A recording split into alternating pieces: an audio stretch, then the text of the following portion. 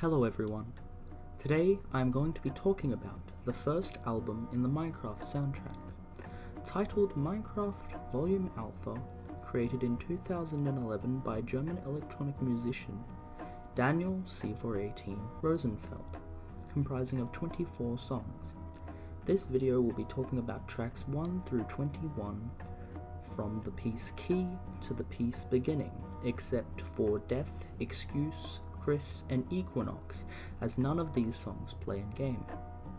One thing to note is I will be analysing and watching these pieces chronologically, as in the way they appear on Spotify, Wikipedia, and the YouTube playlist by C418.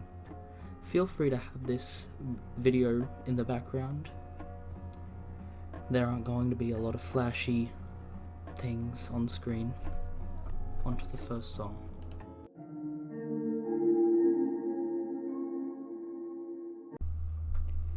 This piece is a wonderful blend of melancholy and happiness.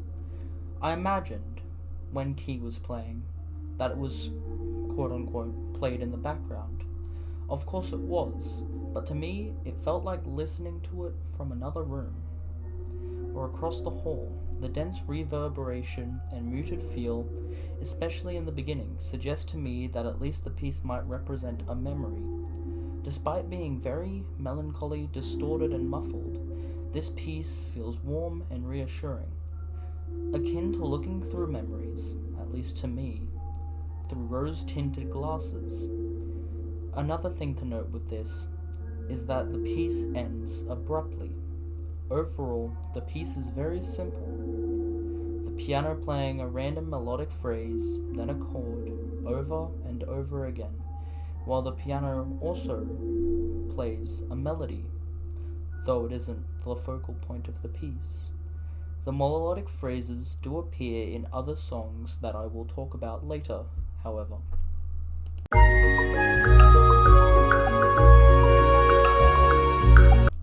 Door is a continuation and juxtaposition of the first piece, containing other orchestral instruments.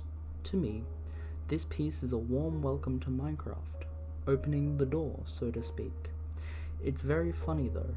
Key moves to door, which welcomes you into the game. The piece is much more complex than the other, continuing with a charming melody played on a woodwind instrument, with chimes and strings in the background. The piano still remains, however, though its goal is to move the piece into a key change. Around 40 seconds in, the woodwind instrument is accompanied by a synthesizer, and the string instruments provide a beat that pushes the piece further forward. Nearing the end in the piano segment, the choir is added in the bass, and the piano has almost no filter effects, as opposed to Key, where the piano was almost unrecognizable.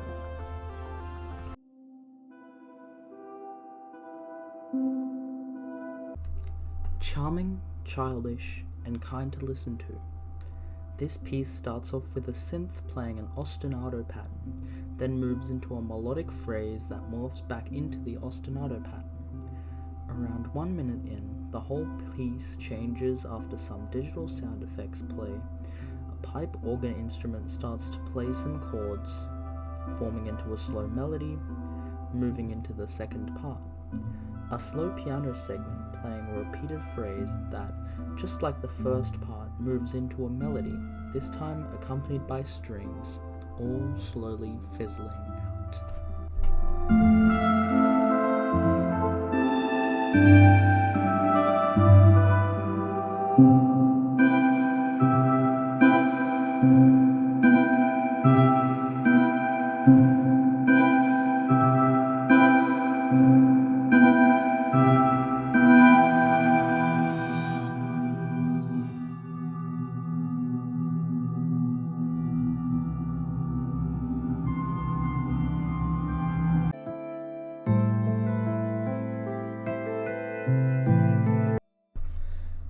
Starting off with the key bass motif playing in the background on repeat, slow and melancholy. I believe this piece plays upon nightfall, or at least it always used to for me. The bass remains as a synth starts to play a melody along with it. then starts to play the main melodic phrase/hook of this piece. Soon, a plucked string instrument starts to appear on the bass, but as soon as it's brought into the limelight, accompanied by strings, it's slowly interrupted by a piano, playing the melody until the piece ends. Soon, however, the piece ends how it starts, fizzling out, playing the key motif, blending into mood.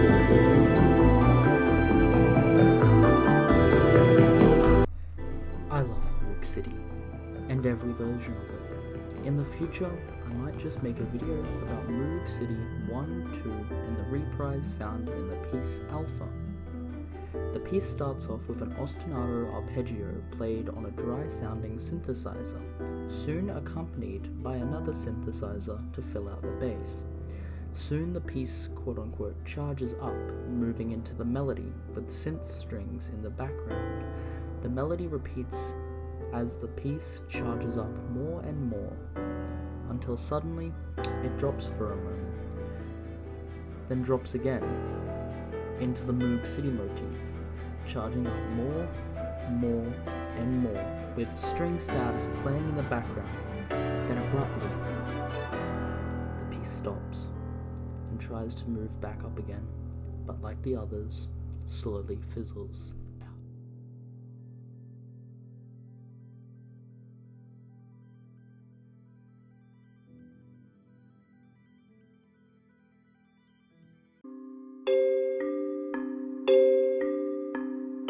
Hagstrom begins like many of the other pieces, this time with a kalimba.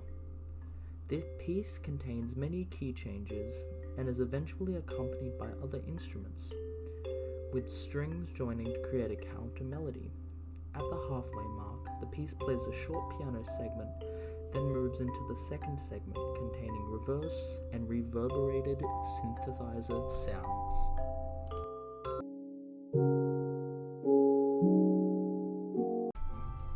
I'm going to condense these three into their own segment, starting with Minecraft.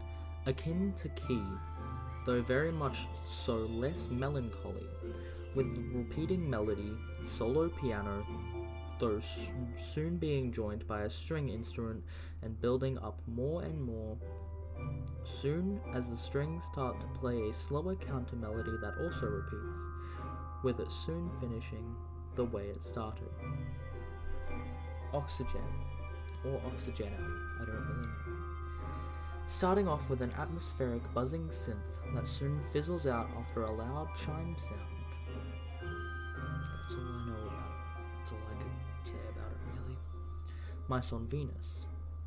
This piece originally was going to start off as a solo piano piece, though as game development moved on, C418 decided that he also wanted to show that Minecraft was also a bit silly, so he added a synth segment. This piece, cheerful, nostalgic, and melancholy, is a perfect representation of Minecraft, a game that, if you were anything like me, was a dense part of your childhood, and this piece shows Minecraft and us, shows how fun Minecraft is. A playful melody and overall happy feel can represent the comfort that Minecraft provided to so many, and perhaps many more in the future.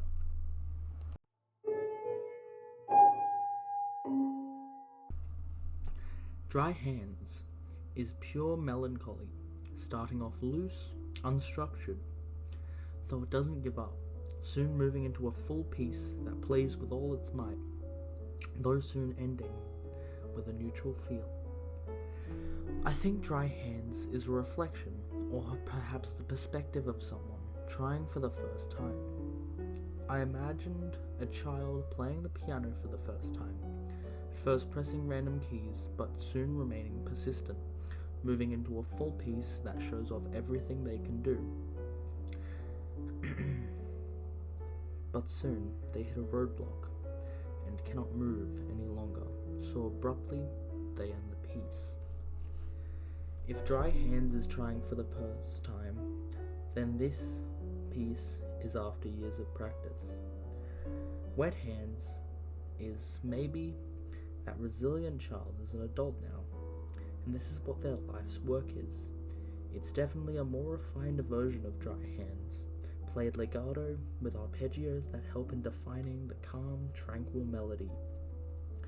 Though this piece stops abruptly, I feel like this piece is to represent that with enough practice, anything can happen. You can do anything. The disorganization of Dry Hands can move into the beautiful legato of Wet Hands.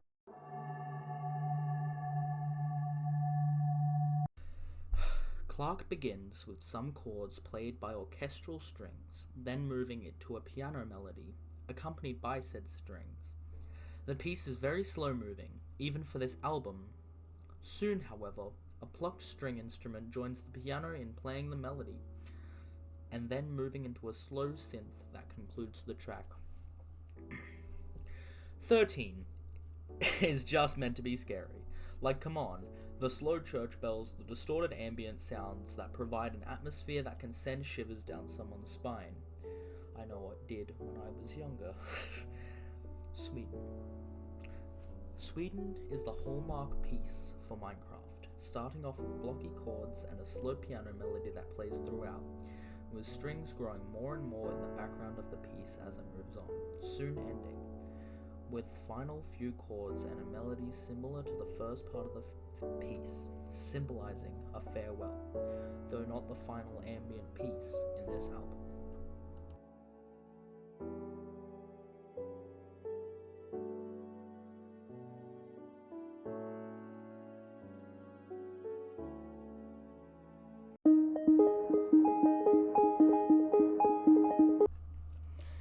Cat starts off chaotically, but soon a clear melody breaks through the nonsense, and a happy synth tune starts playing.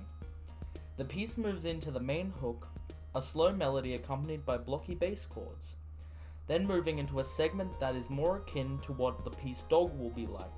Overall, a very cheerful piece. Dog starts off more organized and cheerful from the get-go, soon adding percussion accompaniment, then blasting into a high-pitched, cheerful melody containing a motif from Cat.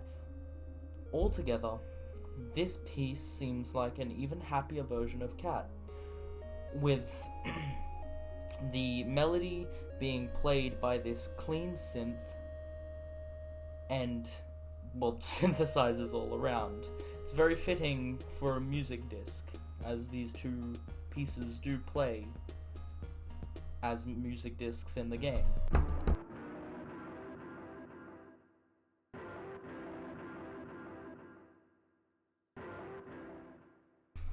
Danny is the final ambient piece. If I said Sweden represented a farewell, then this is the farewell. Beginning with a piano segment, playing a melody akin to Dry Hands or Minecraft, then a synth moves in and plays the counter melody. Soon more synths accompany the piece, but then the piece begins to fizzle out into these soaring atmospheric synths that help us move into the next segment. Soon a clear melody begins to form, and a piano overtakes the pan instrument as it moves in to play the new melody, with more instruments following suit as the piece progresses. Though, as nothing can last forever, this piece also fades away. I made this video because I feel like Minecraft and its soundtrack was made to be analyzed, and it deserves to be picked apart. I can't bet on it, but if C418 watches this video, I just want to say thank you. Thank you for making the backing soundtrack for me and millions of others' memories. I spent a large amount of my life playing Minecraft. It was so much of a part of me that it helped me learn how to read when I was younger. I hope that composers, game designers, writers, artists, and more can help stoke the flame that Minecraft ignited in people's hearts. Because this game was a canvas, and I was an artist.